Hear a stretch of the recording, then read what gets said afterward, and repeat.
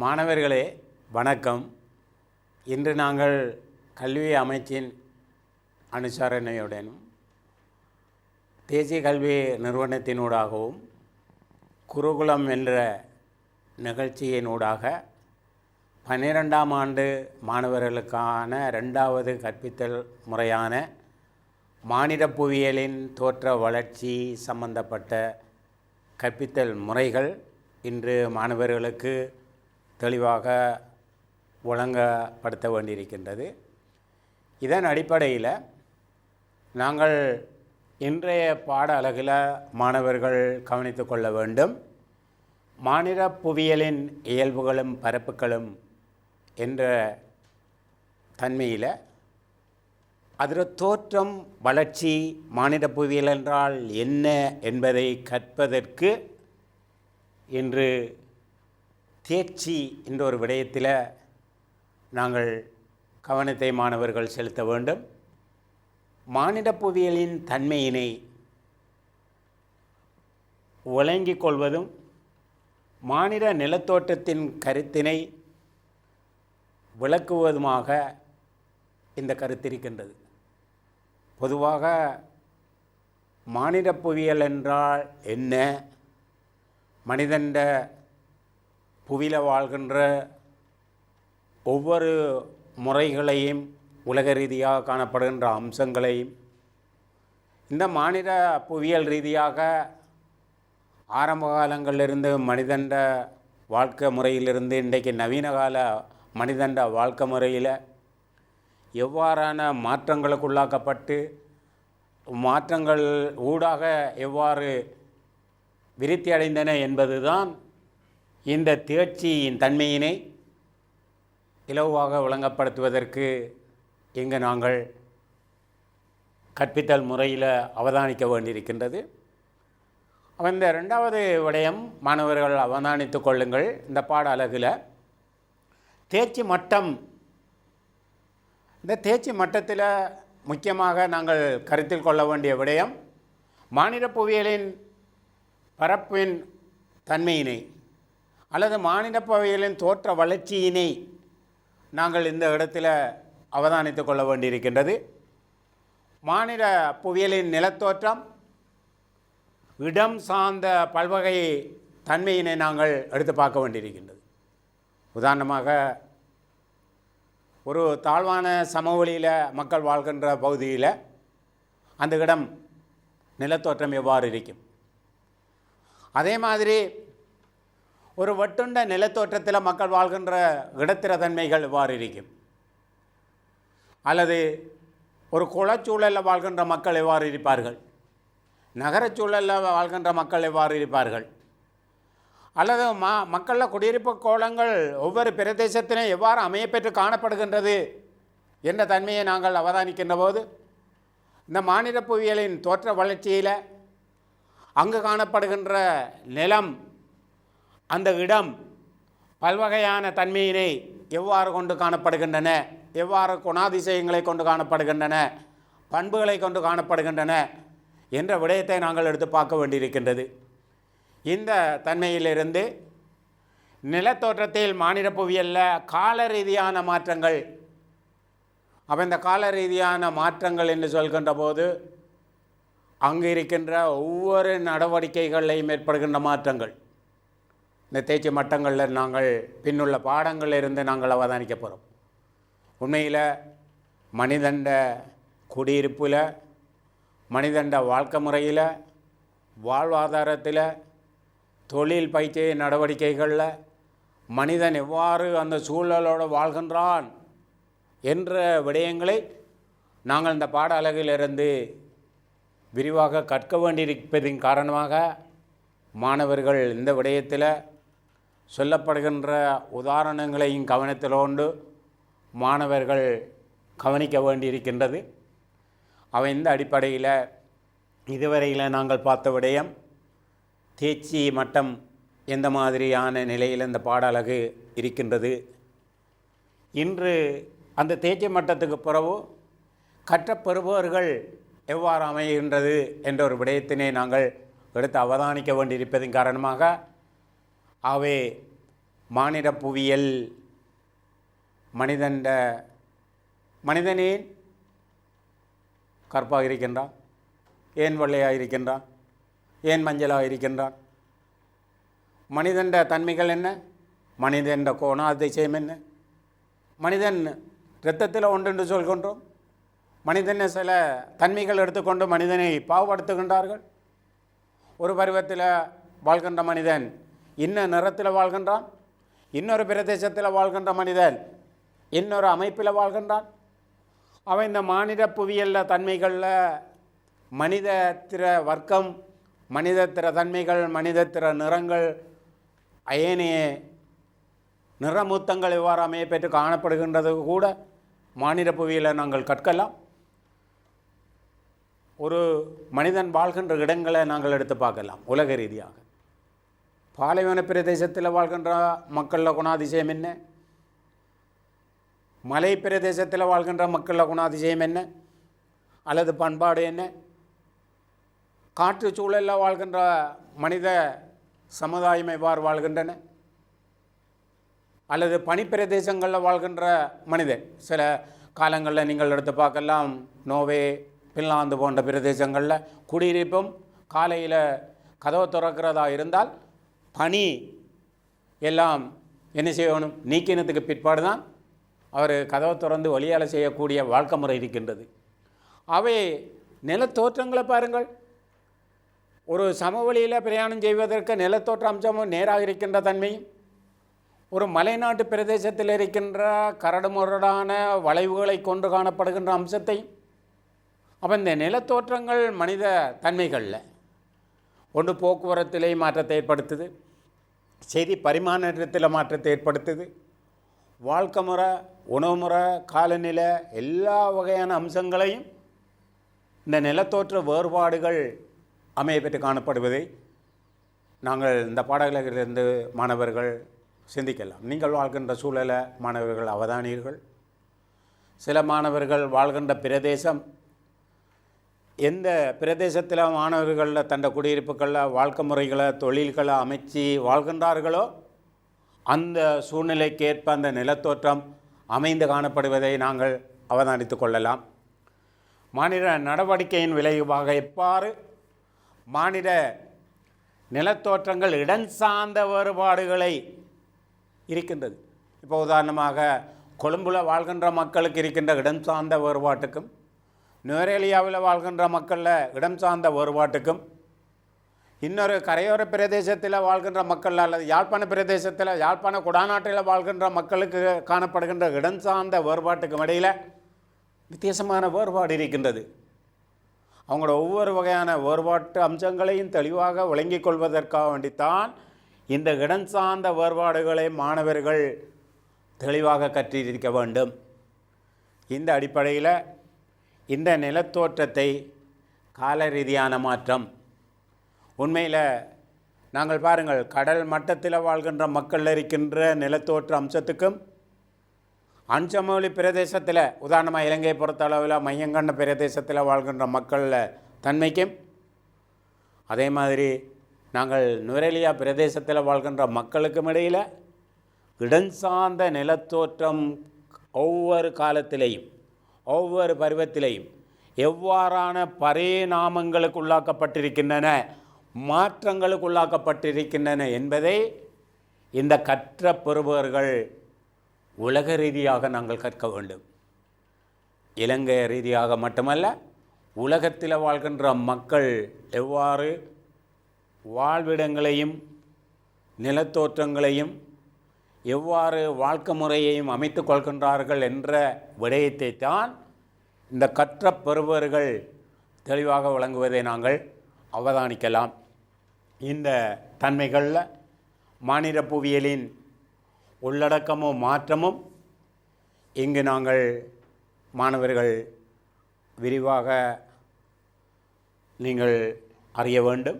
இந்த பாடலகில் இதில் சுருக்கமாக சொல்லப்போனால் மானிட புவியியலின் தோற்ற வளர்ச்சி எவ்வாறு காணப்படுகின்றது என்ற தன்மையை தான் நாங்கள் எடுத்து பார்க்க போகின்றோம்.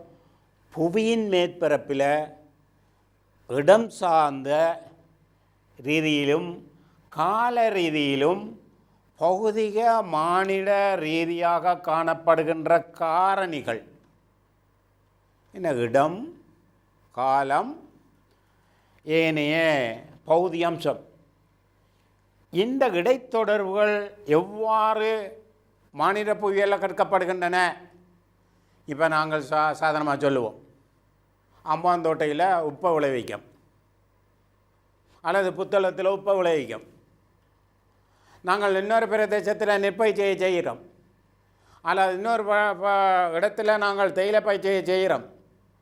அந்த இடம் சார்ந்த காரணி, அந்த காலம், அந்த பயிருக்கு வளர்வதற்கு ஏற்றமான சூழ்நிலையை உருவாக்கியிருக்கின்றதா? அவர் ஒப்பு செய்யப்படுகின்ற நேரம் காலநிலையில் மாற்றம் ஏற்பட்டால் அங்கே அவர் உற்பத்தி பாதிக்கப்படுகின்றது. அதே மாதிரி விவசாய நடவடிக்கைகளில் ஏற்படுகின்ற பருவகால மாற்றங்கள் அந்த விவசாய விளைதிறன்களில், விவசாய நிலங்களில் மாற்றங்களை கொண்டிருக்கின்றன. இந்த அடிப்படையான தன்மையை நாங்கள் எடுத்து பார்த்தால் மானிட புவியியலில் காணப்படுகின்ற காரணிகளையும் பௌதிக புவியியலில் காணப்படுகின்ற இடம் சார்ந்த காரணிக்கும் இடையிலே காணப்படுகின்ற இடைத்தொடர்புகள் ஒன்றோடொன்று தாக்கமடைவதன் காரணமாக இன்றைக்கு வித்தியாசமான பிரச்சனைகள், வித்தியாசமான தாக்கங்கள், பாதிப்புகள் உலக ரீதியாக தோற்றம் பெறுவதை நாங்கள் எடுத்து அவதானிக்கலாம். அவை இந்த அடிப்படையான தன்மைகளில் இருந்து இடம் சார்ந்த ஆப்பிரிக்காவில் காணப்படுகின்ற மக்களுக்கு இருக்கின்ற இடம் சார்ந்த பிரச்சனையை நாங்கள் அவதானிக்கின்ற போது, அது ஐக்கிய அமெரிக்காவில் காணப்படுகின்ற மக்களுக்கான இடம் சார்ந்த தன்மையை நாங்கள் ஒப்பிட்டு பார்த்தால் இரண்டும் வித்தியாசமான தன்மையில் காணப்படுகின்றன. ஆனால் ஒரே அகல கோட்டில் மத்திய கோட்டை செல்கின்ற மத்திய கோட்டை நீங்கள் எடுத்து பாருங்கள். இங்கு ஆப்பிரிக்கா கண்டத்திலிருந்து அந்த கோட்டை செல்கின்ற பகுதியிலிருந்து நாங்கள் எடுத்து பார்க்கின்ற போது அங்கே இருக்கின்ற மத்திய கோட்டு காலநிலை நிலவுகின்ற பிரதேசங்கள் இருக்கின்ற மக்களில் இடம் சார்ந்த காரணிக்கும், மகரக்கோட்டில் இருக்கின்ற மக்களில் அல்லது கடகக்கோட்டில் இருக்கின்ற மக்களில் இடம் சார்ந்த காரணிக்கும் இடையில் வித்தியாசமான காலநிலை மாற்றங்களும் இடம் சார்ந்த காரணிகளும் அங்கு பல்வகையான மாற்றங்களை தோற்றுவிக்கின்ற ஒரு அம்சம்தான் இந்த பகுதிய மாநில கூறுகளில் காலம் இங்கு காணப்படுகின்ற ஒன்றோடொன்று தொடர்பட்டு காணப்படுகின்ற இணைந்து காணப்படுகின்ற தாக்கங்களாக நாங்கள் எடுத்து பார்க்கலாம். ஆகவே இந்த புவியின் மேற்பரப்பில் மாநில செயல்பாடுகளில் இயற்கை சூழலுக்கு இடையிலே காணப்படுகின்ற பரப்பியல் ரீதியான வேறுபாடுகள், உண்மையில் பரப்பியல் ரீதியான வேறுபாடு என்று சொல்லக்குள்ள ஒரே சூழலில் வித்தியாசமான தொடர் அலை நிலங்களை நாங்கள் எடுத்து பார்க்கலாம். கடற்கரையிலிருந்து நிலம் எவ்வாறு தொடர் அலையாக போகின்றது, அல்லது ஒரு மத்திய மலைநாட்டில் இருக்கின்ற பீடபூமி இருக்கின்ற நிலங்கள் எவ்வாறு காணப்படுகின்றன. இந்த பரப்பியல் ரீதியான வேறுபாட்டின் காரணமாக ஏற்படுகின்ற இயற்கை சூழலுக்கு இடையே காணப்படுகின்ற வேறுபாடுகளையும் தன்மையையும் அங்கு உற்று நோக்குகின்ற ஒரு பாடநெறி தான் மானிட புவியியல் என்ற கற்க நெறி தெளிவுபடுத்துவதை நாங்கள் எடுத்து பார்க்கலாம். அவை இந்த அடிப்படையில் நாங்கள் வாழ்கின்ற மனித சூழல் நடவடிக்கை எவ்வாறு தாக்கம் செலுத்துகின்றது. மனித சூழல் நடவடிக்கை, சூழல் என்றால் என்ன? மாணவர்கள் சற்று அவதானிங்கள். நாங்கள் வாழ்கின்ற வாழ்விடம். இப்போ இங்கே இருக்கின்ற வித்தியாசமான மாணவர்கள், சாதாரணமாக பாடசாலையில் படிக்கின்ற மாணவர்கள் வித்தியாசமான சூழலிலிருந்து வரலாம். இப்போ இந்த சூழல் என்ற ஒரு அம்சத்துக்கும் அந்த பரப்பியல் ரீதியான வேறுபாட்டு அம்சத்தை நாங்கள் இங்கே தெளிவுபடுத்துகின்ற போது நாங்கள் வரலாற்று காலத்தை சற்று சிந்திக்க வேண்டும். சூழல் ஆதிக்கவாதம், மானிட ஆதிக்கவாதம். இந்த சூழல் ஆதிக்கவாதம், மானிட ஆதிக்கவாதம், மனிதன் சூழலை கட்டுப்படுத்துகின்றானா அல்லது சூழல் மனிதனை கட்டுப்படுத்துகின்றதா என்ற நிலையை நாங்கள் எடுத்து பார்த்தால், ஆரம்ப காலங்களில் மனிதன் வாழ்க்கை முறையில் நாடோடியாக வாழ்ந்த மனிதன் அந்த சூழலிலிருந்தே கனியங்களை பெற்றான், அந்த சூழலிலிருந்தே வேட்டையாடினான், அந்த சூழலில் வரையறுக்கப்பட்ட எல்லைக்குள்ளே வாழ்ந்தான். அவை அந்த மனிதண்ட தேவைகள் வரையறுக்கப்பட்டிருந்தன. மனிதன் தண்ட தேவைக்கேற்ற விதமான அதாவது இன்பத்தையும் துன்பத்தையும் அந்த வரையறுக்கப்பட்ட சூழலுக்குள்ளான் பயன்படுத்தி கொண்டு வாழ்ந்தான். அவ்வாறு வாழ்ந்த மனிதன் பரிணாமங்கள் வளர்ச்சி அடைந்தன. அந்த பரிணாமங்கள் விஞ்ஞானங்கள் வளர்ச்சி அடைந்ததன் காரணமாகத்தான் மனிதன் ஒரு நதிக்கரையோரத்தை கண்டான், குடியேறினான், குடியிருப்பை அமைத்து கொண்டான், அங்கே நதி நீர்நிலையை கண்டான், பயிர் வளர்கிறதை கண்டான், பயிரை விளைவித்தான்.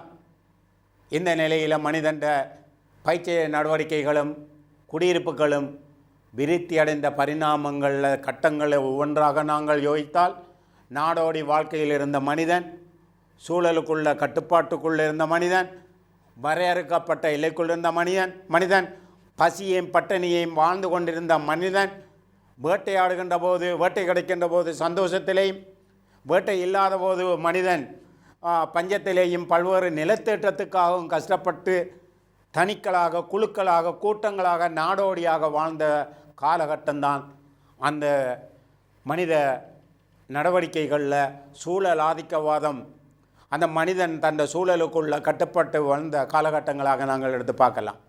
மாணவர்கள் சற்று தெளிவாக நாங்கள் எடுத்து பார்க்கலாம்.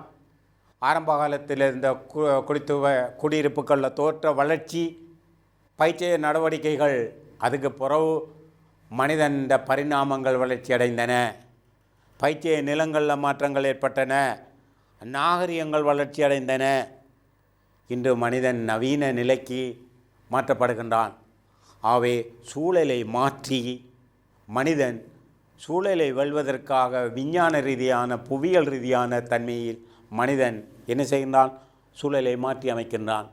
எவ்வாறு? ஒரு ஈரவளைய நீரை உலர் வளையத்துக்கு கொடுக்கின்றான். அந்த நீரை வைத்துக்கொண்டு உலர் வளையத்தை அபிவிருத்தி செய்வதற்காக அந்த சூழலை எதிர்த்து நீரை பாய்ச்சுகின்றான். அந்த நேரம் நீர் இல்லாமல் சென்றால் அல்லது போதிய அளவு நீர் ஈரவளையத்தில் இல்லாமல் அங்கு திசை திருப்பத்தின் மூலமாக பாதிப்பு ஏற்பட்டால் சூழல் மனித முயற்சியை தாக்கத்துக்குள்ளாகின்றன.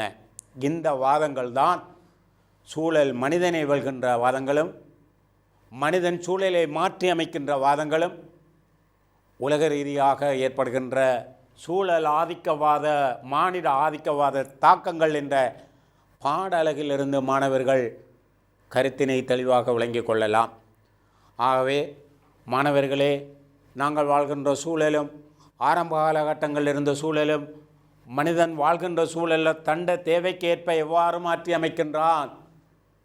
இப்போ நாங்கள் ஒரு சூழலிலிருந்து நாங்கள் ஒரு வீட்டை அமைக்க வேண்டுமாக இருந்தால் அது என்ற தேவைக்காக எந்த ஐம்புலங்களை பாவித்து செய்யப்படுகின்ற முறைகளில் அந்த மாற்றங்கள் ஏற்படுகின்றன. இந்த தன்மைகளிலிருந்து மனித சூழல் இடையிலான தொடர்புகள் விளைவுகள் ஏற்படுகின்றன. அவை இதுபோன்ற வினாக்களுக்கு விடையளிப்பதாக இன்றைக்கு மானிட புவியியல் காணப்படுகின்றன. அவை ஆரம்ப காலங்களில் இருந்த மனிதன் வேட்டையாடுதலில் இருந்து இன்றைக்கு பரிணாம வளர்ச்சியின் காரணமாக மாற்றங்களுக்கு உள்ளாக்கப்பட்ட தன்மையை நாங்கள் எடுத்து பார்க்கோம். எங்களுக்கு தெரியும், நாகரிகங்களில் வளர்ச்சி, நதிக்கரைகளில் தோற்றம் பெற்றிக்கு பரிணாமங்கள் வளர்ச்சி அடைந்தன. இரும்பு புரட்சி என்று சொல்லப்படுகின்ற கைத்தொழில் புரட்சி ஏற்பட்டுக்கு அதுக்கு பிறகு இன்றைய நவீன சாதனங்கள் வரையில் ஏற்பட்ட மாற்றங்களும் கைத்தொழில் புரட்சிகளும் ஒரு முக்கியமான அம்சமாக காணப்பட்டன. இதுக்கு பிற்பாடு நாங்கள் எடுத்து பார்க்கின்ற போது இன்றைக்கு அளவுசாரி புரட்சின்ற ரீதியில் வந்து இந்த மாநில புவியில் நீங்கள் மரபான கைத்தொழில் என்ற வகையில் இன்றைக்கு ஒரு ஓட்டை வைத்து கொண்டு ஒரு ஓட்டில் நாங்கள் பயன்பாடு அடையக்கூடிய அளவுக்கு இன்றைக்கு மாநில புவியியல் தோற்ற வளர்ச்சி விருத்தி அடைந்த நிலையிலேயும் தற்காலத்தில் மனிதன் புவியியலில் பாடப்பரப்புகளில் இருந்து நாங்கள் எடுத்து அவதானிக்கின்ற போது இன்றைக்கி மாநில புவியியலில் சனத்தொகை, பொருளாதார நடவடிக்கைகள், சமூக நடவடிக்கைகள், கலாச்சார அரசியல் நடவடிக்கைகள் இன்றைக்கு உலகமயமாக்கல் படுகின்ற அனைத்தையும் பகுதிகளை அறிந்து கொள்ளக்கூடியதனாக இருக்கின்றது. இன்றைக்கி எங்களுக்கு தெரியும், மாநில புவியியலில் உபபிரிவுகளை நாங்கள் படிக்கப் போகின்றோம், தன்மையை நாங்கள் படிக்கப் போகின்றோம். அவை இன்றைக்கு தோற்ற வளர்ச்சியோடு நாங்கள் மானிட புவியியலில் வாழ்வாதாரம் ஆரம்ப காலங்களிலிருந்து மனிதண்ட சாதனமான ஒரு அடிப்படையான தன்மையை நாங்கள் எடுத்து பார்க்கின்ற போது இன்றைய தற்காலத்தில் ஏற்பட்ட வளர்ச்சிக்கும் ஆரம்ப காலங்களில் மானிட புவியியல் இருந்த தன்மைக்கும் இந்த மானிட புவியியல் வளர்ச்சி தன்மைக்கும் இடையில் சில வேறுபாடுகளை நாங்கள் பார்க்கின்றோம்.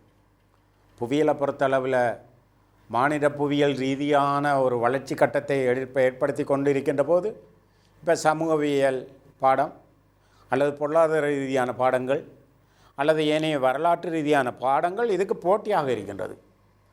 அவை இந்த போட்டியாக இருக்கின்ற பாடத்துக்கு ஏற்ப மாணவர்களுக்கு சிறந்த ஒரு அறிவை கொடுக்கக்கூடிய அளவுக்கு இந்த சனத்தொகையை பற்றியும் பொருளாதார நடவடிக்கையை பற்றியும் மாணவர்களுக்கு தெளிவான ஒரு நிலையையும் அரசியல் கலாச்சார அம்சங்களையும் கற்பிக்கக்கூடிய நிலையிலையும் இன்றைக்கு உலகமயமாக்கல் நிலையில் இன்றைக்கு தகவல் தொழில்நுட்பத்தால் ஏற்பட்ட முன்னேற்றத்தின் காரணமாக ஏற்படுகின்ற பல்வேறு விதமான தாக்க விளைவுகள் இந்த பாடலகிலிருந்து எவ்வாறு நாங்கள் அந்த புவியியலை மேலும் ஒரு ஆய்வுக்கு சிறந்த ஒரு புவியியலை ஆக்கி கொள்ள வேணும் என்ற கற்க நெறியை விளங்கிக் கொள்கின்ற ஒரு அம்சமாக இந்த மானிட புவியியலை நாங்கள் அறிந்து கொள்ள வேண்டும்.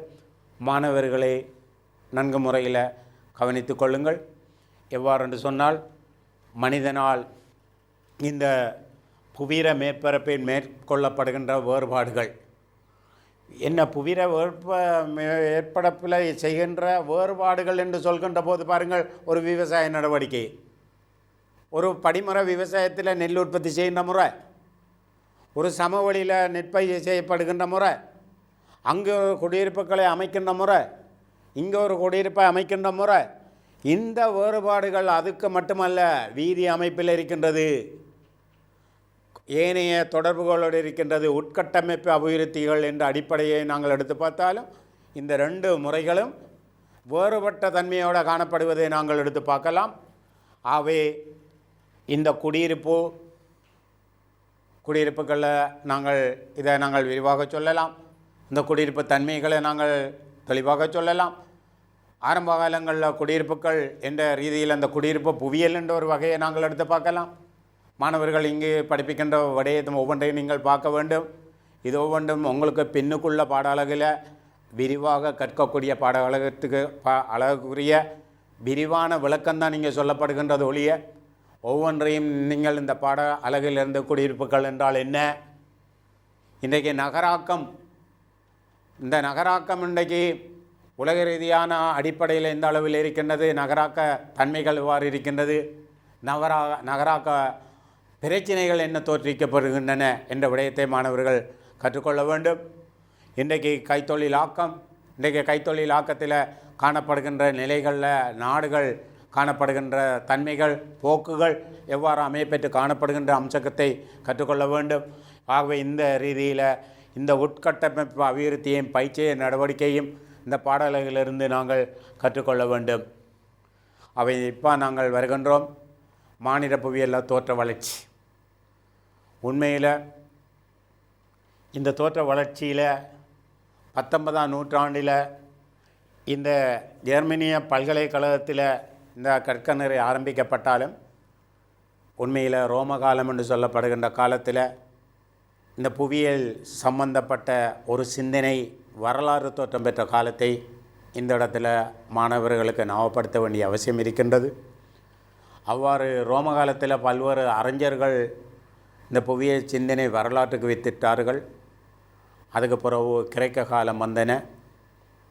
ஆகவே நிலத்தேட்டத்துக்காக அங்கிருந்த மக்கள் மத்திய தரை கடலை பயன்படுத்தினார்கள். அந்த நேரம் நாடுகாண் பயணங்கள் மேற்கொண்டார்கள். இருண்ட கண்டங்கள் முதல் உலக நாடுகளை கண்டுபிடிப்பதற்காக கடல் பிரயாணங்கள் மேற்கொண்டார்கள். ஒவ்வொரு நாட்டவர்களும் கண்டுபிடிக்கப்பட்ட இடங்களை அங்கு படமாக்கி கொண்டார்கள். படமாக்கி கொண்டு என்று சொல்கின்ற போது இப்போ நவீன காலத்தில் பாவிக்கின்ற நுட்ப முறை அல்ல. சிப்பி, கற்கள், களிமண், ஏனைய ஓலைகள் என்ற ரீதியில் ஆக்கப்பட்ட தோக்கப்பட்ட விடயங்களை, அங்கு மத ரீதியான போட்டி ஜியோகிராபிக்கல் சிந்தனையில் தோற்றம் பெற்றன. அந்த நேரம் கண்டுபிடிக்கப்பட்ட ஒரு குழு கண்டுபிடிக்கப்பட்டதை இன்னொரு குழு அளித்தார்கள். அவை இந்த தோற்ற வளர்ச்சி ஜெர்மன பல்கலைக்கழகத்தில் தோற்றம் பெற்றாலும் உண்மையில் இவ்வாறு கண்டுபிடிக்கப்பட்ட தோட்ட வளர்ச்சி பல்வேறு விதமான நிலைகளில் பாதிக்கப்படுகின்ற போது அரபியர காலகட்டம் மந்தகதியில் வந்த புவிய சிந்தனை வரலாற்றை ஒரு விரைவான ஒரு நிலைக்கு கொண்டுவரப்பட்ட காலகட்டத்துக்கு பிறகு இந்தியா கலைக்களஞ்சியம், ஜெர்மனிய கலைக்களஞ்சியம், ஏனைய பிரான்சிய கலைக்களஞ்சியத்தினூடாக இந்த ஜியோகிராஃபி விரிவடைந்து அங்கிருக்கின்ற பாடசாலைகளில் மட்டுமில்லை பல்கலைக்கழகங்களில் பல்வேறு விதமான விருத்திக்குள்ளாக்கப்பட்ட காலகட்டங்களாக இந்த மாநில புவியியலின் வளர்ச்சி காலகட்டங்களை ஒவ்வொரு வளர்ச்சி காலகட்டங்களாக பார்க்கலாம். இது மாணவர்கள் உண்மையில் இந்த பாடம் ஜியோகிராபிக்கல் தோட்ஸ் என்ற ஒரு பாட அலகில் விரிவாக கற்கக்கூடிய ஒரு பாட அலகைத்தான். சுருக்கமாக மாணவர்களுக்கு அந்த வரலாற்றை இந்த இடத்துல ஞாபகப்படுத்தி சொல்ல வேண்டிய நிலையில் இருக்கின்றது. ஆகவே இக்காலப்பகுதி சனத்தொகை பற்றிய நடத்திவாத சிந்தனைகளும் இந்த மாநில புவியியல் காணப்படுவதை நாங்கள் எடுத்து பார்க்கலாம். அவை இந்த அடிப்படையில் ஐக்கிய அமெரிக்காவில் புலியர்வியல் திணைக்களத்திலேயும் 1963 ஆண்டு காலப்பகுதியில் அளவுசார் புரட்சி, இது உண்மையில் எண்கணிதங்கள், அதாவது பௌதிய புவியியலுக்கும் மாநில புவியியலுக்கும் பயன்படுத்தப்பட்ட காலம்தான் அந்த அளவுசார் புரட்சின்னு சொல்லப்படுகின்ற காலம். அதன் பின்னர் உண்மையில் இந்த கற்கநெறி மேலும் மேலும் விரித்தடைந்துக்கு கணிப்பிட்டார்கள், அளவீடு செய்தார்கள். அதனை வீரசாரத்தோடு ஒப்பிட்டு சொல்லக்கூடிய வாய்ப்பை இந்த அளவுசார் புரட்சியின் காரணமாக ஒரு பகுப்பாய்வு செய்யக்கூடிய ஒரு மாற்றத்தை இங்கு தோற்றுவிக்கப்பட்டிருக்கின்றது. அவை எந்த அடிப்படையில் இன்றைக்கு இந்த படத்தை நீங்கள் பார்க்கலாம். ஆரம்ப காலங்களில் மாநில புவியியல் தொடர்பான முதலாம் பாகம் இன்றைக்கு 1882 ஆண்டு காணப்பட்ட நாங்கள் ரச்சல் என்பவரால் வெளியிடப்பட்ட மாநில புவியியலின் உலகபூர்வாகவும் இன்றைக்கு பரவலாக காணப்படுகின்ற அம்சம். இன்றைக்கு மிக முக்கியமான தன்மைகளில் மாநில புவியியல் இந்த புவியியலாளரான இந்த ரச்சலை மாநில புவியியலின் தந்தையென அழைக்கின்றார். உண்மையில் இந்த மாநில புவியியலில் காட்ஸ் லீட்டர், காட்ஸ் ரிப்ரேல் என்ற போன்ற அறிஞர்களும் மாநில புவியியலின் உச்ச வளர்ச்சிக்கு இட்டு சென்றவர்கள். மாநில புவியியலின் பிரிவுகள், மாணவர்கள் மாநில புவியியல் மையத்தில் காணப்படுகின்ற பிரிவுகள், நான் இங்கே குறிப்பிட்ட அளவுதான் இந்த பிரிவுகளை இங்கே வழங்கப்படுத்துகின்றேன். உண்மையில் இந்த பிரிவுகள் 100க்கும் மேற்பட்ட பிரிவுகள் உலக ரீதியாக நாடுகளிடையே இது ஒவ்வொன்றும் ஒவ்வொரு நாட்டுக்கு ஏற்ற விதமாக உண்மையில் நாங்கள் ஒரு பாடத்திட்டம் போடுகின்ற போது அல்லது ஒரு பாடத்திட்டத்தை விளக்குகின்ற போது அந்த நாட்டில் உள்ள சமூக பொருளாதாரத்துக்கு ஏற்ற விதமாக, வேலைவாய்ப்புக்கு ஏற்ற விதமாக பாடத்திட்டத்தை நாங்கள் திட்டமிட வேண்டியிருப்பதின் காரணமாக இந்த மாநில புவியியல் இலங்கையை பொறுத்த மட்டுமில்லை, உலகத்தை பொறுத்த மட்டுமில்லை, இன்றைக்கு மிக முக்கியமான ஒரு அம்சமாக கிளைகளாக இன்றைக்கு விருத்தி அடைந்திருப்பதை மாணவர்கள் பாடசாலை மட்டங்களில் இது ஒவ்வொன்ற விரிவையை நீங்கள் இங்கே படித்தா கூட பல்கலைக்கழக மட்டங்களில் இது ஒரு தனிப்பாடமாக கற்கக்கூடிய வாய்ப்பு நீங்கள் ஏலெவலில் மாணவர்கள் போட்டி பரீட்சைக்கு சென்று பல்கலைக்கழகத்துக்கு செல்கின்ற போது இது தனிப்பாட அலகுகளாக நீங்கள் கற்கக்கூடிய வாய்ப்பு இருக்கின்றது. உண்மையில் அந்த அபிவிருத்தி புவியியல் என்ற விடயம் 1972, 74, 80ஆம் ஆண்டு காலப்பகுதியில் படித்த மாணவர்கள் எல்லாரும் இந்த அபிவிருத்தி புவியியல் என்ற ஒரு புவியியலை தான் கற்றார்கள் இலங்கையை பொறுத்த அளவில். ஆனால் இந்த அபிவிருத்தி புவியியலில் உள்ளடக்கம் என்னென்றால் உண்மையில் ஒரு ஆழ்வீத வருமானம், தேசிய வருமானம், ஒரு நாடு அபிவிருத்தி அடைந்திருக்கின்றதா, வளர்ச்சி அடைந்திருக்கின்றதா. ஆரம்ப காலங்களில் அபிவிருத்தி என்ன சொன்னார்கள்? இந்த இடத்துல சற்று சிந்திக்கலாம். முதலாம் உலக நாடுகள், இரண்டாம் உலக நாடுகள், மூன்றாம் உலக நாடுகள் என்று சிந்தனை கூட வந்துச்சு. ஆனால் இன்று இல்லை, மூன்றாம் உலக நாடுகள் என்று கதைப்பதில்லை. அபிவிருத்தி அடைந்த நாடு, அபிவிருத்தி அடைந்து வருகின்ற நாடு. அந்நேரம் எழுதப்பட்ட நூல்களை நீங்கள் எடுத்து பாருங்கள். அந்த அபிவிருத்தி சம்பந்தப்பட்ட நிலைகளில் 3ஆம் மண்டல நாடுகள் கூட சொல்லப்பட்டிருக்கின்றது. அப்போ ஒரு நாட்டில் எல்லா துறைகளும் இப்போ மாணவர்கள் ஒரு ஒன்றில் வளர்ச்சி அடைந்தாலும் ஒரு பாடத்தில் நாங்கள் எடுத்து பார்க்க வேணும். அந்த மாணவர் வளர்ச்சி அடைகின்ற தன்மை அபிவிருத்தி இல்லை. எல்லா மாணவர்களும் வளர்ச்சி அடைகின்ற போது தான் அபிவிருத்தி. நாட்டில் உள்ள எல்லா வளங்களும் வளர்ச்சி அடைந்தால் தான் அது அபிவிருத்தி. இன்றைக்கு நாங்கள் என்ன எல்லோரும் பேசுகிறோம், நிலையான அபிவிருத்தியை பற்றி பேசுகிறோம். அவன் இந்த இதுக்கு பங்களிப்பு எது? மானிட புவியியல். அவன் இந்த அடிப்படையில் மானிட புவியியல் அபிவிருத்தி புவியியல் என்ற ஒரு அம்சத்தை நாங்கள் கற்றுக்கொள்ள வேண்டும். இப்போ விவசாய புவியியல் பாருங்கள். விவசாய நடவடிக்கை என்ன? முந்தி விவசாயத்தில் நெல்லினங்கள் எவ்வாறு இருந்துக்கு 4-4.5 மாத நெல்லினங்களை விவசாயத்துக்காக வகுத்தார்கள். இன்றைக்கி விவசாயத்துக்கு என்ன இருக்கின்றது? 2.5 மாதத்தில் நெல் உற்பத்தியை மேற்கொள்கிறோம். இன்றைக்கி அதால் ஏற்படுகின்ற விளைதரனை அதிகரிப்பதற்காக மேற்கொள்ளப்படுகின்ற தன்மையால் இன்றைக்கு என்ன வகையான பாதிப்பு வருகின்றன? இன்றைக்கு நாங்கள் மனித வள விவசாயத்தில் ஆரம்ப காலத்தில் பயன்படுத்தப்பட்டுக்கு இன்றைக்கு இயந்திரமயமாக்கப்பட்ட தன்மையில் மரபான கைத்தொழிலில் விவசாய தன்மைகள் ஏற்பட்ட விருத்தி மாற்றங்கள் என்ற அடிப்படையில் இன்றைக்கி எங்களோட உணவு உற்பத்தி, விவசாய நடவடிக்கை, கிராமிய பொருளாதார நடவடிக்கைகள் முழுக்க இந்த விவசாயத்தில் தங்கியிருக்கின்றது. அவை இந்த அடிப்படையில் இந்த விவசாயம் சம்பந்தப்பட்ட பாட அலகை நீங்கள் கற்க வேண்டும். இது உங்களோட பாட அலகில் விவசாயம் சம்பந்தப்பட்டது விரிவாக விளங்கப்படுத்தப்பட்டிருக்கின்றது. மரபான கைத்தொழில் வழங்கப்படுத்தியிருக்கின்றது. அவை விவசாய முறைகள் வழங்கப்படுத்தப்பட்டிருக்கின்றது. அந்த பாடத்தில் நீங்கள் விவசாய நடைமுறைகளை இந்த பாடத்திலிருந்து நீங்கள் கற்க வேண்டும். உண்மையில் இந்த தன்மைகளை நாங்கள் வழங்கிக் கொள்கின்றோம். குடியிருப்பு புவியியல் உண்மையில் மாணவர்களுக்கு ஏலவேலை பொறுத்தளவில் நீங்கள் 12ஆம் ஆண்டில் படிக்கிற விஷயத்தையும் 13ஆம் ஆண்டில் படிக்கிற விஷயத்தையும் சேர்த்துத்தான் உங்களோட பரீட்சையோடு வருகின்ற விடயங்கள் கூட இருப்பதால் இந்த குடியிருப்பு புவியியல் மிக முக்கியமான அம்சம். குடியிருப்பு உங்களோட அத்தியாயத்தில் தனியாக இருக்கின்றது. உலக ரீதியாக இருக்கின்ற குடியிருப்பு எவ்வாறு குக்கிராமம் இருந்துக்கு இன்றைக்கு எவ்வாறு அது பட்டினங்களாக, கிராமங்களாக, நகரங்களாக, மாநகரங்களாக வளர்ச்சியடைந்தன. அவை இந்த அடிப்படையில் குடியிருப்புகள் எவ்வாறு தோற்ற வளர்ச்சியில் மாற்றங்கள் ஏற்பட்டிருக்கின்றது என்பதை நீங்கள் கற்றுக்கொள்வதற்காக குடியிருப்பு புவியியல், ஒரு நகரத்துக்கும் கிராமத்தில் இருக்கின்ற குடியிருப்பு வேறுபாட்டை அறிந்து கொள்வதற்காக பண்புகள், அங்கிருக்கின்ற ஏனைய முனைப்பான தன்மையை அறிந்து கொள்வதென்ற ஒரு விடயமாக மானிட புவியியலில் குடியிருப்பை நாங்கள் படிக்க வேண்டியிருக்கின்றது. அவை இந்த குடியிருப்புகளில் நீங்கள் பார்க்கலாம். வட்டக்குடியிருப்பு அல்லது குடியிருப்புகளில் வகைகளை அல்லது தொழிற்பாட்டு அடிப்படையில், அங்கே இருக்கின்ற செயல்பாட்டு அடிப்படையில் நீங்கள் லண்டன் போன்ற நகரத்தில் நீங்கள் எடுத்து பார்த்தால் நீருக்கு மேலே மிதக்கின்ற கப்பலின் ஊடாக குடியிருப்பை அமைத்திருக்கின்றார்கள்.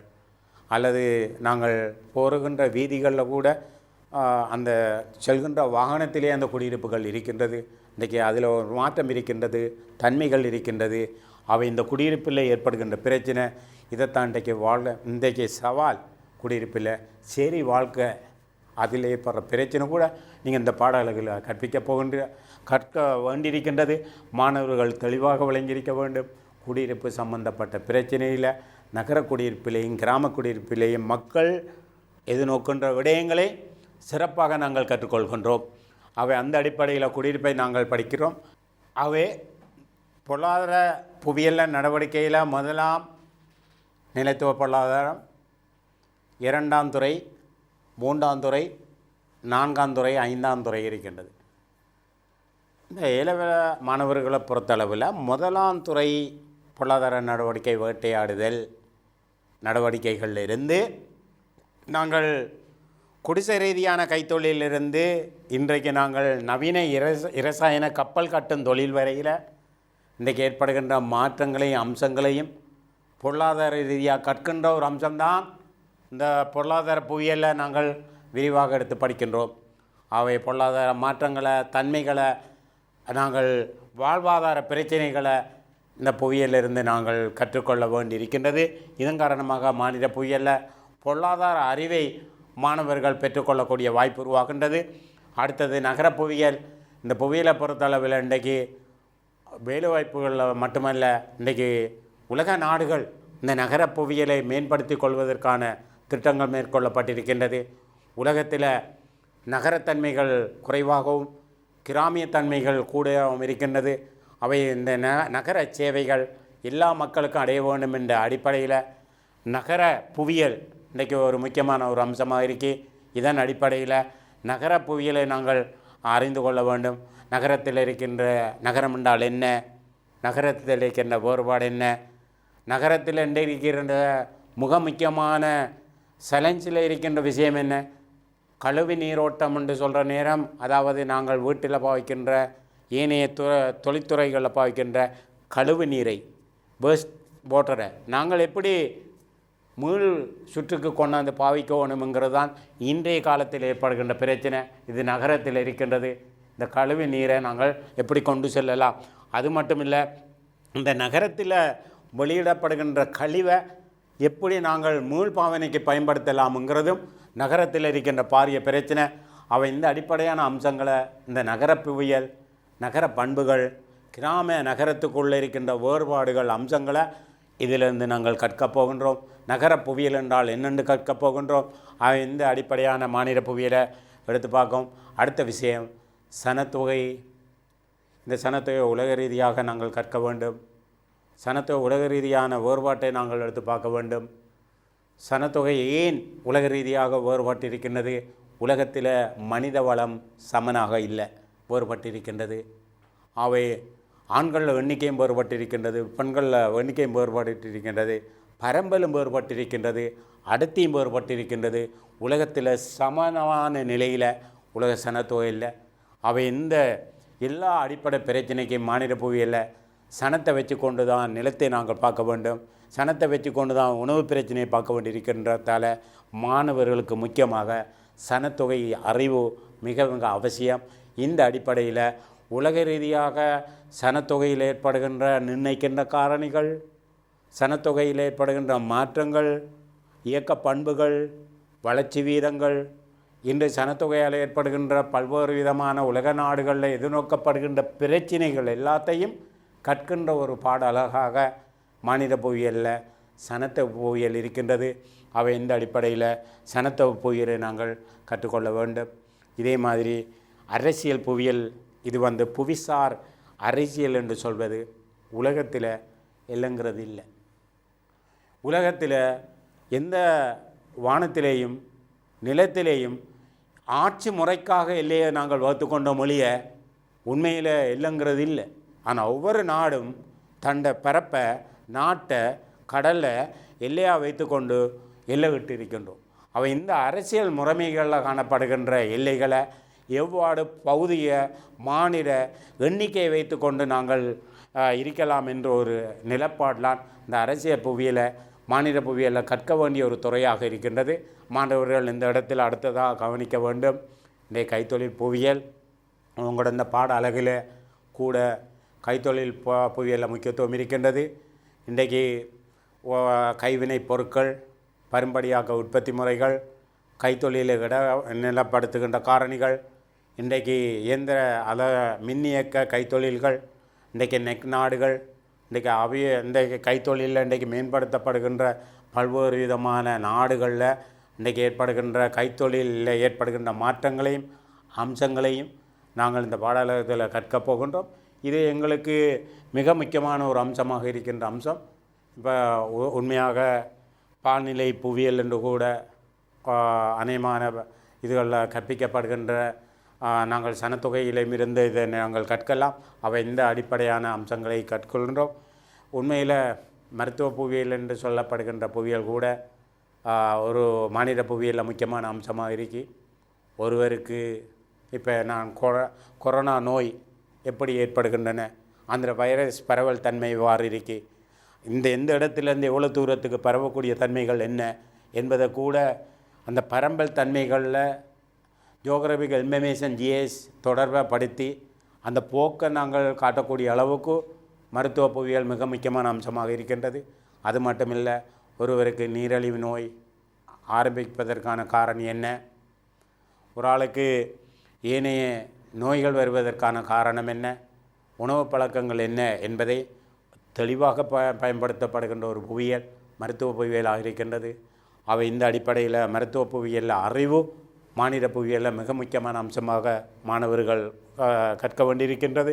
போக்குவரத்து முறைமைகள் உண்மையில் ஏலவேல் மாணவர்கள் இன்றைக்கு போக்குவரத்தில் நிலப்போக்குவரத்தாக இருக்கலாம், ஆகாய போக்குவரத்தாக இருக்கலாம், தரை போக்குவரத்தாக இருக்கலாம், அல்லது கடல் போக்குவரத்தாக இருக்கலாம். போக்குவரத்து முறைகளும் இன்றைக்கு நவீன ரீதியாக ஏற்பட்ட போக்குவரத்து மாற்றங்களையும் நாங்கள் எடுத்து பார்க்கலாம். அவை இன்றைக்கு போக்குவரத்தில் ஏற்பட்ட மாற்றமும் அம்சமும் இந்த மாநில புவியியலில் முக்கியமான அம்சமாக காணப்படுகின்றன. இந்த சுற்றுலா புவியியல் இன்றைக்கு மிக முக்கியமான இலங்கைக்கு லாபகரமான நிலையில் மிக முக்கியமான ஒரு விடயம் சுற்றுலா. இந்த புவியியல் இன்றைக்கு பயோ ஜியோகிரபி, அதாவது இன்றைக்கு உண்மையில் ஒரு உயிரியல் ரீதியான சுற்றுலா அல்லது கிராமிய அபிவிருத்தியில் ஏற்படுகின்ற சுற்றுலா, இன்றைக்கு வித்தியாசமான எங்களோட மூல வளங்களை பயன்படுத்துகின்ற சுற்றுலாவை என்ற ரீதியில் சுற்றுலாவை அபிவிருத்தி செய்வதற்கான திட்டங்களும் அம்சங்களும் மாநில புவியியலில் கற்க வேண்டும். இந்த வரலாற்று ரீதியான புவியியல் எந்த காலத்தில் எந்த அம்சங்களில் இந்த வரலாற்று அம்சங்கள் காணப்படுகின்றன, அதன் தன்மைகள் என்ன என்பதை வழங்கி கொள்ள வேண்டும். அடுத்த அம்சங்களில் நாங்கள் எடுத்து பார்க்கலாம்.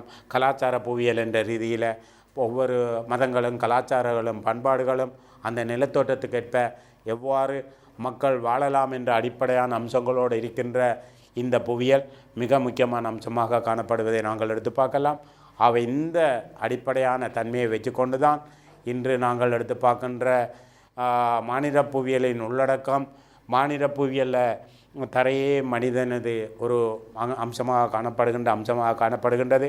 இந்த அடிப்படையில் வீடு அமைக்கவோ அல்லது பயிற்சி நடவடிக்கைக்கோ மனித மேய்த்தலுக்கோ நிலக்கரி நிலநெய் போன்றவற்றிற்கோ ஆதாரமாக இருப்பது தரை. அவை மாநில புவியியலில் நிலத்துக்கும் மனிதருக்குமான தொடர்பு மிக நெருக்கமாக இருக்கின்றது. தரையின் மேலுள்ள பொருட்களை முதலில் நாங்கள் பயன்படுத்துகின்ற போது மனிதன் தொழில்நுட்ப வளர்ச்சியால் நிலத்துக்கும் பல பயன்களை பெறுகின்றான். இவற்றை மாநில புவியியல் விவரிக்கின்ற தன்மையாக நாங்கள் எடுத்து பார்க்கலாம். உண்மையில் பாரம்பரிய மாநில புவியியல் துறைகள் ஒவ்வொன்றும் காலத்தில் தேவைக்கேற்ப திட்டமிடுகின்றன, அபிவிருத்தி நோக்கங்களை உள்ளடக்கிய நிலையில் காணப்படுகின்றன. இன்றைக்கு நவீன மாநில புவியியல் துறையாக இன்றைக்கு வளர்ச்சி அடைந்து காணப்படுகின்ற அம்சமாக நாங்கள் எடுத்து அவதானிக்கலாம். அவை சூழல் மீதான மனிதனின் பல்வேறு செயல்பாடுகள் காரணமாக இன்றைக்கி சூழலானது பல மாற்றங்களுக்கு உட்பட்டு வருவதை நாங்கள் அவதானிக்கலாம். சனத்தொகை வளர்ச்சி, புவிச்சூழலை மனிதன் மாற்றியமைத்தல் முனைப்பு கொண்டு காணப்படுகின்றான். மனிதன் திறமை, அறிவு, நுட்பம் என்பனவற்றை அடிப்படையாக கொண்டு சூழலை தனக்கு ஏற்றவாறு மாற்றி அமைக்கின்றான். ஆகவே மனிதன் ஆற்றலில் சூழலை தனக்கு தேவைக்கேற்றமாக மாற்றுகின்றான் அல்லது வடிவ அமைக்கின்றான், திறமை வாய்ந்ததாக்கின்றான். ஆகவே இங்கு மாநில புவியியலில் மிக முக்கியமான அம்சங்கள் மனிதன் தொழில்நுட்பமும் அறிவும் ஏனைய அம்சங்களை வைத்துக்கொண்டு எவ்வாறு சூழலை மாற்றி அமைத்தான் என்ற அடிப்படையான தன்மையைத்தான் இந்த தன்மைகள் காட்டுகின்றன. சூழலுக்கும் மனிதனுக்குமான தொடர்பு. அவன் இந்த தன்மையை மாநில ஆதிக்கவாதம் உங்களுக்கு நான் முன்னர் இந்த கற்பித்தல் நடவடிக்கையில் நாங்கள் ஞாபகப்படுத்தி பார்த்தோம். ஒரு மனிதன் எவ்வாறு சூழலை கட்டுப்படுத்துகின்றான், அடுத்தது சூழல் மனிதனை எவ்வாறு கட்டுப்படுத்துகின்றன, ஒன்றோடு ஒன்று தாக்கமடைகின்றன, இடைத்தாக்கத்துக்குள்ளாக்கப்படுகின்றன என்ற ஒரு தன்மையைத்தான் இந்த மாநில நிலத்தோற்றங்களது இடம் சார்ந்த வேறுபாடுகள், இன்றைக்கு மனித நிலத்தோற்றம் மனித சூழல் ஆகியவற்றின் இடைத்தொடர்புகளை விளக்கின்ற ஒரு அம்சமாக இது காணப்படுகின்றது. ஆகவே இந்த இடைத்தொடர்புகள் தன்மைகள் இடத்துக்கடம் வேறுபடுகின்ற இடம் சார்ந்த பல்வகை தன்மையை தோற்றுவிக்கின்றன. இப்போ இதுவரையில் நாங்கள் எடுத்து பார்த்த மனிதன் எவ்வாறு சூழலை கட்டுப்படுத்துகின்றான், சூழல் எவ்வாறு மனிதனை கட்டுப்படுத்துகின்றான் என்ற ஒரு அடிப்படையான அம்சங்களில் இருந்து இன்றைக்கி நாங்கள் எடுத்து பார்க்கின்ற அடுத்த விடயம், இன்றைக்கி நாங்கள் மனித தோற்றப்பாடு இடம் சார்ந்த வேறுபாடுகள் எவ்வாறு இருக்கின்றன. ஆகவே அந்த நிலத்தோற்றங்களுக்கும் இடம் சார்ந்த சூழலுக்கும் மனிதனுக்கும் இடையில் எவ்வாறான இடைத்தொடர்போடு இங்கு விளைவுகள் ஏற்படுத்தப்படுகின்றது என்ற அடிப்படையான அம்சத்தை தான் இந்த மாநில புவியியலிருந்து நாங்கள் எடுத்து பார்க்கின்றோம். இந்த இடைத்தொடர்பின் தன்மைகளை, இட வேறுபாடுகளை, இடம் சேர்ந்த பல்வகைமை தன்மையை நாங்கள் எடுத்து நோக்குகின்றோம். இந்த ரீதியாக உலக ரீதியாக இந்த வரைபடத்தை மாநில புவியியலின் இடம் சார்ந்த தன்மையை நீங்கள் அவதானிக்கலாம். உண்மையில் ஒரு பிரதேசம் எவ்வாறு இருக்கின்றது, அந்த இடம் எவ்வாறு இருக்கின்றது, இந்த உலகம் எவ்வாறு இருக்கின்றது, அவை அங்கே சமூகம் எந்த நிலையில் இருக்கின்றது, அந்த சமூகம் அந்த அரசியல் கலாச்சார பொருளாதார தன்மையோடு எவ்வாறு இருக்கின்றன, இந்த மாநில சூழல் இடம் சார்ந்த தொடர்புகள் ஒவ்வொன்றோடு ஒவ்வொன்று எவ்வாறு பிரதிபலித்து ஒன்றோடொன்று இடைத்தாக்கம் அடைகின்ற தன்மையை தான் இந்த வரைபடம் காட்டுகின்றது.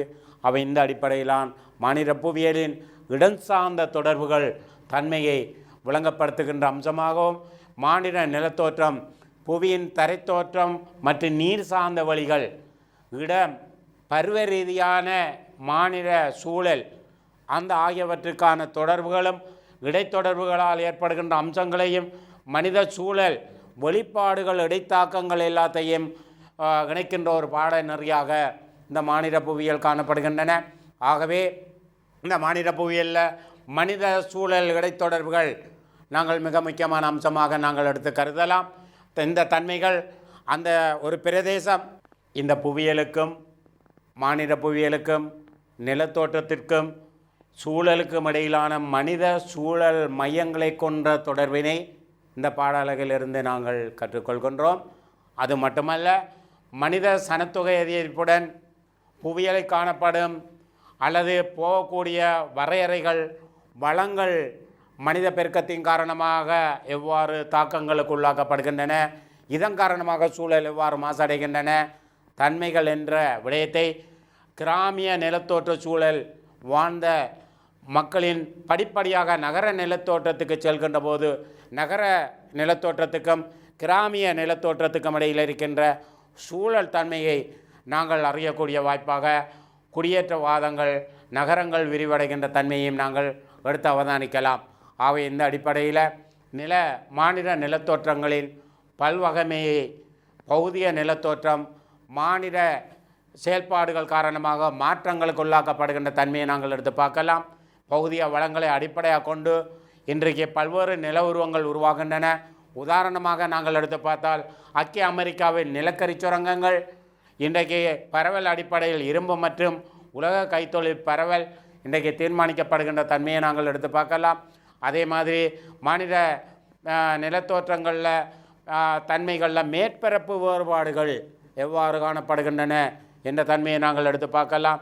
மத்திய மலைநாட்டு பகுதிகளில் மரக்கறி பயிற்சிகையில் காணப்படுகின்ற அம்சத்துக்கும், உலர் பிரதேசத்தில் நெல் உற்பத்தி செய்யப்படுகின்ற அம்சத்துக்கும், அதே மாதிரி தென்மேற்கு பகுதியில் வணிக சேவை நடவடிக்கைக்கும் இடையில் ஒரு பரப்பியல் ரீதியான தன்மைகள் எவ்வாறு காணப்படுகின்றன, நிலத்தோற்றங்கள் எவ்வாறு வேறுபட்டு காணப்படுகின்றன என்ற அடிப்படையான அம்சங்களை நாங்கள் எடுத்து அவதானிக்கலாம்.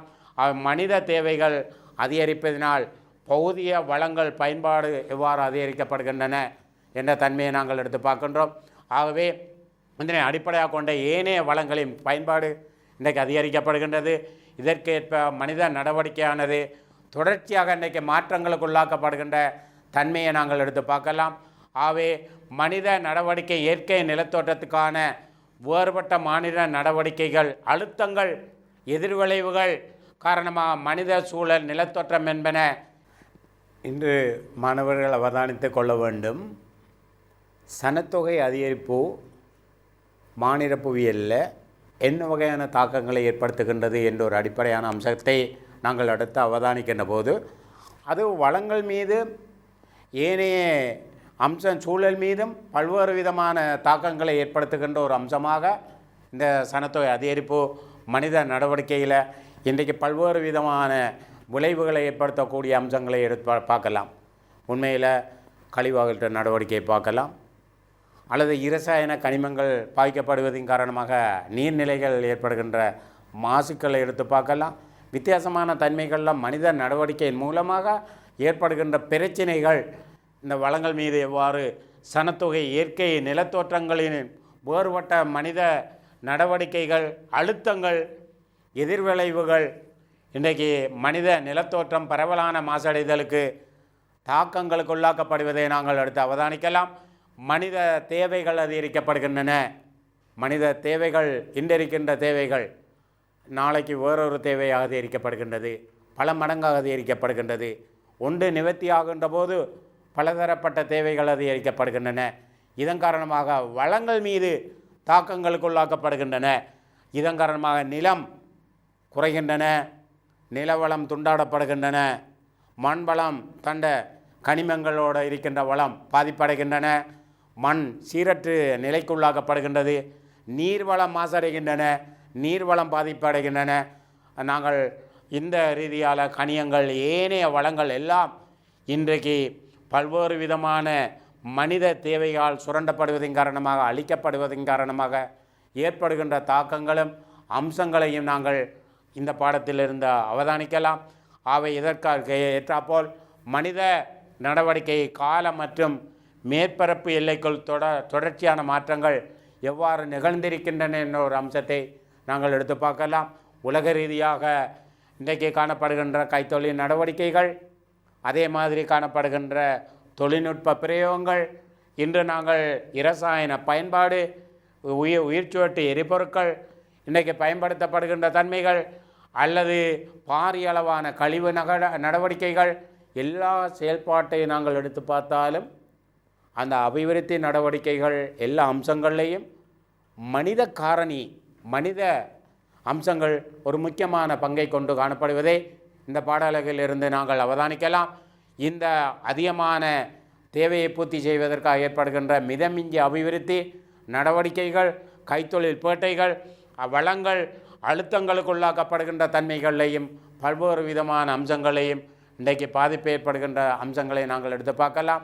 இந்த அடிப்படையில் உலக யுத்த நடவடிக்கைகள், நாட்டுகளுக்கிடையே ஏற்படுகின்ற முரண்பாடுகள், ஊற்றுவட்டு எரிபொருட்கள் இன்றைக்கு அதிகமாக எரிக்கப்படுவதன் காரணமாக ஏற்படுகின்ற மாநில நடவடிக்கையால் ஏற்படுகின்ற தாக்கங்கள், கைத்தொழில் நடவடிக்கைகளில் தன்மைகள், மாநில நடவடிக்கைகள் ஏற்படுகின்ற விளைவுகள், இன்றைக்கு ஒன்றோடு ஒன்று சூழல் பாதிப்புகளை, இன்றைக்கு உலக ரீதியில் கால ரீதியில் ஏற்படுகின்ற மாற்றங்களையும் அம்சங்களையும் நாங்கள் ஏற்படுத்துகின்ற தன்மையை உலக ரீதியான ரீதியில் 1960ஆம் ஆண்டிலிருந்து 1970ஆம் ஆண்டு தொடர்ந்த பெரும்பாலான சூழல்சார் பிரச்சினையும் இன்றைக்கு எதிர்நோக்கப்படுகின்ற வித்தியாசமான சூழல்சார் பிரச்சனையை நாங்கள் எடுத்து பார்க்கின்ற போது இன்றைக்கு இவற்றின் பிரதான பிரச்சனையாக கைத்தொழில் வலயங்கள், இரசாயன வளமாக்கிகள், விவசாய வலயங்கள், அங்கு பாதிக்கப்படுகின்ற நகர வலயங்கள், அதாவது சூழலியல் சார்ந்த பிரச்சனையை இன்றைக்கு அதிகமாக உருவாக்கப்பட்டிருக்கின்றன. இவ்வாறு உருவாக்கப்படுவதன் காரணமாக சூழல் ரீதியான பிரச்சனைகள் 50-60 ஆண்டுகளில் உக்கிர நிலை அடைந்து இந்நிலைக்கு பல காரணமாக இருக்கின்றது. கைத்தொழில் புரட்சியால் ஏற்பட்ட மாற்றம் இன்றைக்கு உலக ரீதியான இந்த பிரச்சனை தோற்றம் பெற்றிருக்கின்றது. விரைவான சனத்தொகை அதிகரிப்பு, திட்டமிடப்படாத நகராக்கப்போக்கு, அதே மாதிரி நகர மைய நாட்ட கவர்ச்சி, இரசாயன விவசாய செறிவான பயன்பாடு, நகர்கள் சார்ந்த சேரிகள் பெருக்கம், நச்சு இரசாயன எண்ணெய் வடிவ பொருட்களின் பயன்பாடு என்பன இன்றைக்கு அதிகரிக்கப்பட்ட நிலையில் பல்வேறு விதமான தாக்கங்கள் ஏற்படுகின்ற தன்மையை எடுத்து பார்க்கலாம். அவை சூழல் மீதான மனித பல்வேறுபட்ட செயல்பாடு காரணமாக இன்றைக்கு பல்வேறு விதமான மாற்றங்களுக்குள்ளாக்கப்படுகின்ற தன்மையை நாங்கள் எடுத்து அவதானிக்கலாம். மனித செயல்பாடு ஏனைய சூழல் மீது ஏற்படுகின்ற தாக்கங்கள் இன்றைக்கு மிக முக்கியமான அம்சமாக இருக்கின்றது.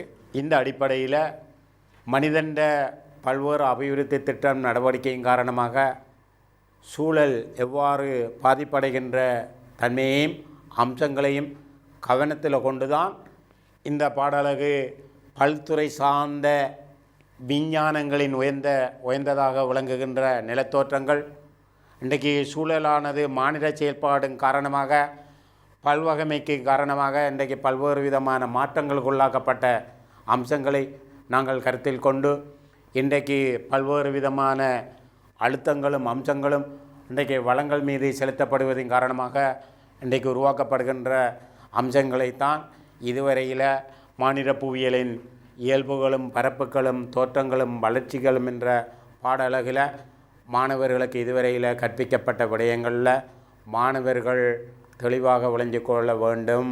மானிட புவியியல் என்றால் என்ன, மானிட புவியியல் எவ்வாறு கிளைகளாக விருத்தி அடைந்திருக்கின்றன, அதன் தோற்றங்கள் என்ன, வளர்ச்சிகள் என்ன, அதன் அண்மைக்கால போக்கில் ஏற்பட்ட மாற்றம் என்ன என்பதைத்தான் இதுவரையில் மாணவர்களின் கற்பித்தல் முறைக்கு இரண்டாவது முறையாக சொல்லப்பட்ட விடயங்கள் உருவாக்கப்பட்டிருக்கின்றது.